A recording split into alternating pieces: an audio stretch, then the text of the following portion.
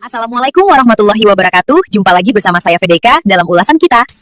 Saya sangat banyak mendengar tentang negeri ini. Bagaimana dengan Anda? Banyak hal yang harus diulas tentang ranah Minang. Ada makanan dan minuman, alam dan budayanya, dan lain sebagainya. Dengan silat Minang, atau dikenal dengan Silek Minangkabau. Ini saya ingin mengulas tentang silat Minangkabau. Silat Minangkabau merupakan salah satu budaya yang sudah lama ada di negeri ini. Di antaranya, mempunyai adab yang tinggi, iman serta berdoa sebelum dan sesudah belajar. Hormat kepada kedua orang tua dan guru adalah pondasi yang harus ditanamkan. Silat Minangkabau dikembangkan turun-temurun dari generasi ke generasi. Sehingga sampai saat ini, silat Minangkabau masih terlihat keasliannya.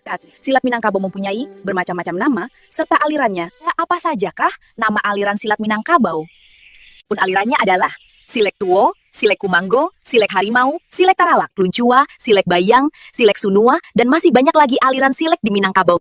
Salah satu ciri-ciri dari silek biasanya bisa diketahui dari langkah silek. Di langkahnya, biasanya diketahui aliran apa yang mereka pelajari atau kuasai. Cara memakai pakaian atau destar yang mereka pakai, dapat juga diketahui alirannya. Nah, dari ulasan tentang silek Minangkabau ini, kita harus menyadari betapa tingginya budaya dijaga dari masa ke masa. Kita juga harus bisa menjaga dan memperkenalkannya ke mancanegara, sebagai bentuk cinta dan tanggung jawab kita terhadap budaya yang kita punya. Baik, akhir dari ulasan kita saat ini. Semoga dapat menambah wawasan kita. Ayo bantu apa lagi yang akan kita ulas selanjutnya. Dan sampai jumpa lagi bersama saya Fedika di ulasan selanjutnya. Jangan lupa bantu dengan like, komen, dan subscribe-nya ya. Assalamualaikum warahmatullahi wabarakatuh.